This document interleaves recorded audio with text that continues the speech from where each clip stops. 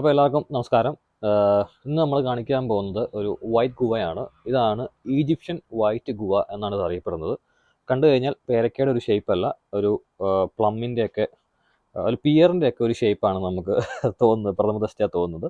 നമ്മുടെ നാട്ടിൽ ഇഷ്ടം പോലെ ഇത് ഉണ്ടാവും. ഞാൻ ഒന്ന് രണ്ട് ആൾക്കാരുടെ വീഡിയോ കണ്ടു ഈ സാധനം കൊണ്ട് വെച്ചിരിക്കുന്നത്, പക്ഷേ ഫ്രൂട്ടായിട്ടൊന്നും കണ്ടില്ല. അപ്പോൾ ഞാൻ ഓർത്തു ഇത് കിട്ടിയപ്പോൾ എന്തായാലും ചെയ്യാമെന്ന് കരുതി. ഇത് ഏകദേശം ഒരു പൗണ്ടൊക്കെയാണ് മാക്സിമം വെയിറ്റ് വെക്കുന്നത്. ഇതിനിവിടെ ഏകദേശം ഒരു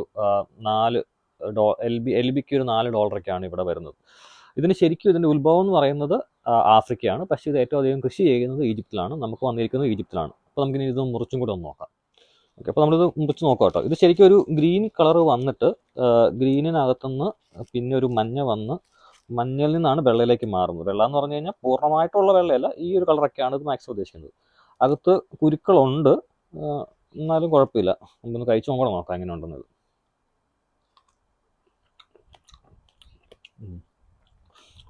കുരു നല്ലപോലെ ഉണ്ട്, പക്ഷേ പേരയ്ക്ക് കുഴപ്പമൊന്നുമില്ല. പക്ഷെ ഞാൻ ഒത്തിരി നല്ലതെന്നൊന്നും പറയുന്നില്ല. നമുക്ക് ഇതിനേക്കാൾ നല്ല പേരയ്ക്കൊക്കെ നാട്ടിൽ ഇഷ്ടം പോലെ ഉണ്ട്.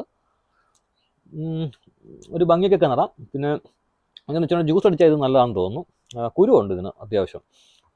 പക്ഷേ ടേസ്റ്റ് വൈസ് കുഴപ്പമൊന്നും ഞാൻ പറയത്തില്ല, നല്ലൊരു പേരയ്ക്ക തന്നെയാണ്. പക്ഷേ നമ്മുടെ നാട്ടിൽ ഇതിനേക്കാളും മികച്ച പേരയ്ക്കകളുണ്ട്. ജസ്റ്റ് നിങ്ങൾക്കൊരു റിവ്യൂ ചെയ്തെന്നേ ഉള്ളൂ. കാനഡയിലുള്ള ആൾക്കാരാണെന്നെങ്കിൽ നിങ്ങൾക്ക് ഇത് സോബീസിൽ മേടിക്കാൻ കിട്ടും. നിങ്ങളവിടെ നിന്ന് മേടിച്ച് ട്രൈ ചെയ്യുക താല്പര്യമുണ്ടെങ്കിൽ. അപ്പം മറ്റൊരു വീഡിയോയിലൂടെ കാണാം. ഇതുപോലുള്ള വീഡിയോസ് ഇഷ്ടമാണെങ്കിൽ ചാനൽ സബ്സ്ക്രൈബ് കൂടെ ചെയ്തേക്കുക.